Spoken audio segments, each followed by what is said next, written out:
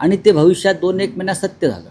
नाही राऊत सर, तुम्ही त्या पुस्तकात अमित शहाच्या बाळासाहेबांनी केलेल्या मदतीचा जो उल्लेख केलाय, आतापर्यंत आम्ही असं बघितलं होतं की शिवसेना भाजपमध्ये झालेले वाद आणि मनधरणी किंवा नाराजी दूर करण्यासाठी आलेले अमित शहा, मातोश्रीवर आलेले अमित शहा, पण साधारण 20 वर्षांपूर्वी सुद्धा अमित शहा मातोश्रीवर आलेले, तो एक तुम्ही सगळा प्रसंग सांगितले. हे भारतीय जनता पक्षाच्या नेत्यांना महाराष्ट्रातला माहीतच नाही ना.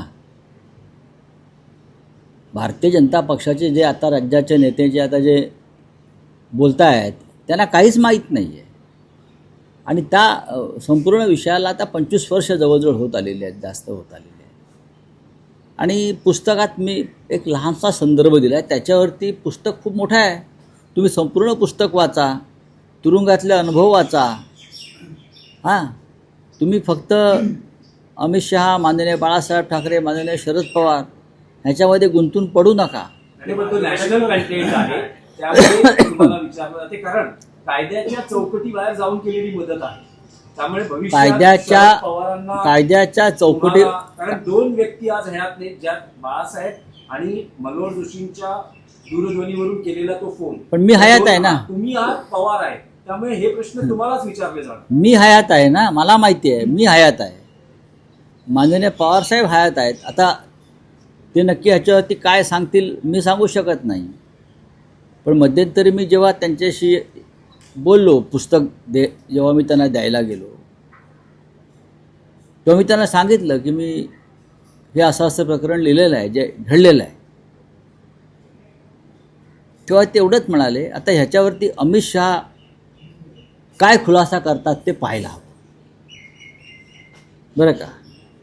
अमित शहांचं एक्सप्लेनेशन काय आहे या सगळ्यावरती ते पाहावं लागेल.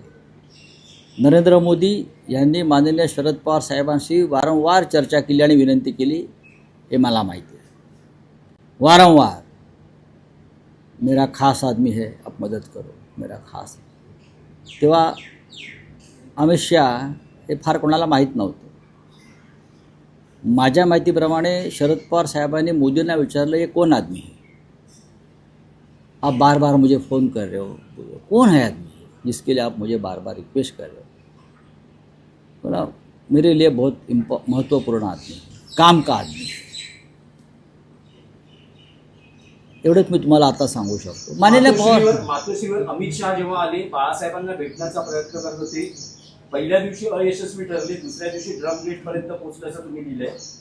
तर या भेटीमध्ये तुमची काही भूमिका होती का? बाळासाहेबांनी तुमच्याशी काही संवाद साधला होता का? नक्कीच. तो काय प्रसंग ते सांगू ना, उद्याचा कार्यक्रम होऊ द्या ना. आणि आता भाजप बघा, मी असं म्हणतो की काही संयम आणि काही मर्यादा आणि काही गोष्टी राखून ठेवल्या पाहिजे.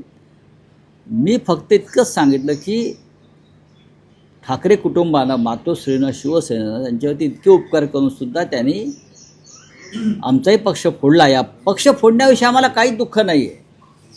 आमदार आणि खासदार फुटले, गद्दार झाले, पण तुम्ही बाळासाहेब ठाकरेंचा पक्ष एका लोफर माणसाच्या हातात दिला. बाळासाहेब, हिंदुहृदय सम्राट बाळासाहेब ठाकरेंची शिवसेना ही तुम्ही कोणाच्या हातात दिलीत? तर एका लोफर माणसाच्या हातात दिली. त्यांचं राजकारण शिंद्यांचं त्यांच्यापाशी, पण ते शिवसेनेचे मालक तुम्ही कसे बनवू शकता? तुम्ही कोण आहात? ज्या बाळासाहेब ठाकरेंनी किंवा ज्या शरद पवारांनी तुम्हाला चौकटीच्या बाहेर जाऊन मदत केली, त्यांचे पक्ष तुम्ही लोफर लोकांच्या हातात दिले, हे त्यांना शोभलं नाही. म्हणून चिडून मी एक लहानसा संदर्भ दिला. आतापर्यंत मी कधीही या विषयावर आम्ही बोललो नाही, लिहिलं नाही. माननीय उद्धव ठाकरेही बोलले नाहीत, मीही बोललो नाही.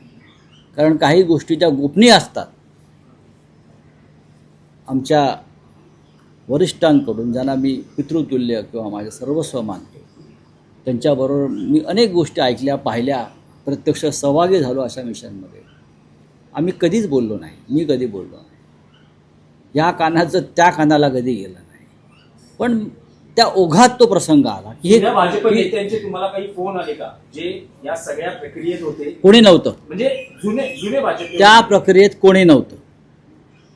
आजची पिढी म्हणत मला जे होते त्यांची नावं मला आता घ्यायची नाही. आणि आता भाजपचे नेते असं म्हणतात की सनसनाटी पसरवण्यासाठी कशाला हे सनसनाटी? पुस्तक आहे ते आणि कोण बोलते? ते तेव्हा होते का? काय होते तेव्हा? कोण होते ते? संजय राऊतांना सनसनाटी पसरवण्यासाठी पुस्तक लिहावं लागत नाही. हे पुस्तक पूर्णपणे सत्य आहे, ही कादंबरी नाही, बरं का. या मनगडत कहाण्या जे पंतप्रधान मोदी वगैरे सांगतात ना, तसे या कथोकल्पित मनोहर कहाण्या नाहीत, या सत्यकथा आहेत. लक्षात घ्या, ही सत्यकथा आहे. तुमच्या पुस्तकावर बंदी आणि राज्य सरकारची भीती वाटत नाही? मला अजिबात वाटत नाही. कशाला बंदी आणि नाही, कारण कारण तुम्ही तुम्ही देशाच्या अधिकाऱ्यांच्या पंतप्रधान आणि कार्यक्षमतेबद्दल गृहमंत्र्यांबद्दल म्हटलेलं आहे. काय म्हटलं? काही म्हटलेलं नाही.